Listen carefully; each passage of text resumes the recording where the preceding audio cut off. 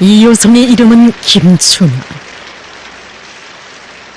북창지구 탄광연합기업소 해안청년탄광에서 일하고 있는 특유용해군인의 아내입니다.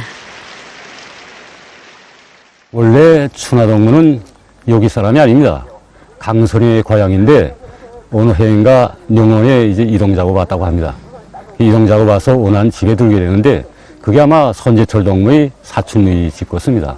그래서 저녁에 이제 식사도 같이 하고 한담도 하고 사진첩들 보게 되는데 여기서 이제 그 선제철 동무의 사진을 보게 됐습니다.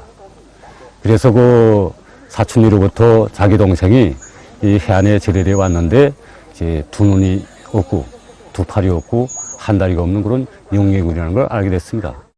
이렇게 되어 특유용해군인 청년과 강선의 처녀가 한 가정을 이루게 됐습니다. 특유용해군인과 함께 30여 년.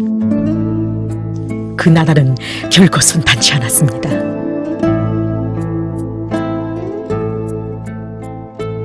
이른 새벽부터 밤늦게까지 남편의 병치료와 건강 회복을 위해서 의사들을 찾아다니고 약초를 찾아 수십 리 산길을 오르내린 그 무수한 나날들은 보통의 육체적 능력으로서는 상상할 수 없는 것이었습니다.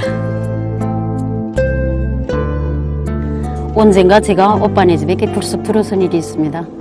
그런데 형님이 높은 고열로 이렇게 독감기를 앓고 있었습니다. 그때 제가 형님, 오늘은 내가 왔으니 저녁밥은 제가 지어드리겠으니까 형님은 잠시라도 좀 쉬라고 좀 권고했습니다. 근데 형님은 아니다. 네 오빠는 내 숨결 소리를 들어야 마음이 더 편해하고 내가 떠주는 밥술을 들어야만 제일 좋아한단다. 이렇게 말하는 형님의 말을 아마 오빠가 들은 것 같습니다. 잠시 형님이 밖에 나간 사이에 오빠는 조용히 저에게 이렇게 물었습니다. 순이야, 너희 형님은 과연 어떻게 생겼을까? 단 한 번만이라도, 단 몇 초라도 너희 형님의 얼굴이 보고 싶구나. 물론 보지야 못하지. 제일 어려웠던 고난의 시기, 똥매 같은 두 아들을 위해 또 안 못 보는 나를 위해서 밥가마의 밥은 통째로 우리들에게 안겨주고 내가 알까봐 자기는 빈 사발에 빈 숟가락질하는 모습을 그때는 이 오빠는 심장으로 보았다. 심장으로 말이다.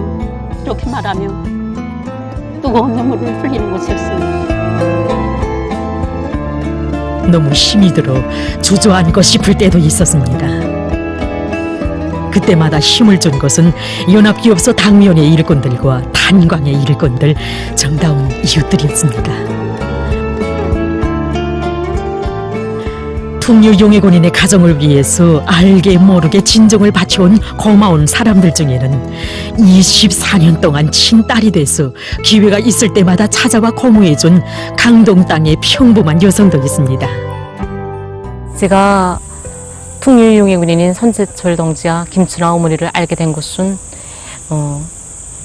중학교 4학년 때인데 갈 적마다 볼 적마다 느끼는 점이 있습니다. 언제나 한 모습으로 용해군인인 남편을 도왔고 그야말로 애기보다 더 품이 가는 손길이 같습니다.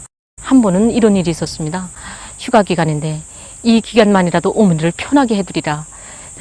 집일을 내가 다 맡고 어머니를 좀 편안히 좀 쉬게 하리라 생각하고서는 있었는데 새벽 3시에 눈을 뜨고 보니까니 어머니가 내 잠자리 곁에 없었습니다. 아니 어디 갔을까?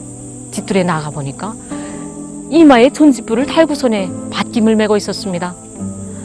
밧김을 메다가 다리가 써니 무릎을 두드리면서 떡임을 메고, 그래서 내가 안타깝게 말했습니다. 어머니, 이렇게 안 해도 되겠는데 왜 기나요? 어머니, 아니 힘들면 남의 도움을 받아서라도 할 수 있는데 왜 그렇게 하나요? 어머니는 이야기했습니다.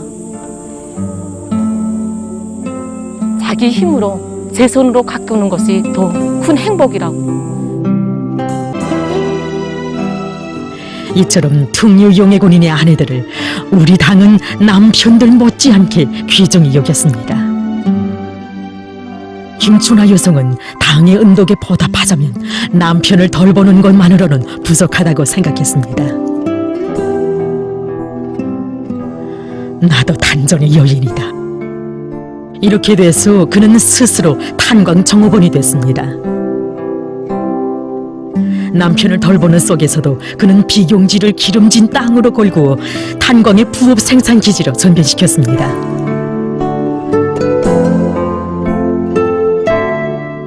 이 소박한 수첩에는 손재철 김춘하 부부가 지난 수십 년간 군인들과 단부들을 위해서 바친 순결한 양심의 자옥이 새겨져 있습니다. 정말 우리 춘하 어머니는 우리 탄부들뿐 아니라 사야 집단을 위해서 자기 모든 것을 이 깡그리 태우는 이런 첩부가도 같은 인간입니다. 어머니 우리 당은 이런 김춘하 여성에게 조선노동당원의 용의도 안겨주고 두 아들을 혁명학원에서 공부시켜 어엿한 군관으로 내세워주었습니다. 그리고 오늘은 국민의 최고 용의인 노력용 칭호도 안겨주었습니다. 제가 영웅이라니 지금도 꿈같이 믿어지지 않습니다. 제가 한 일이 무엇이겠습니까? 이 나라 국민으로서 혁명의 것을 계속 피워야 한다고 하신 위대한 수령님의 위원을 조금이나마 받들어서 한 것뿐인데 저에게 이렇게 군하군 용메달을 안 주시니 이런 아름다운 여성이 어찌 북창 땅에만 있는 것이겠습니까?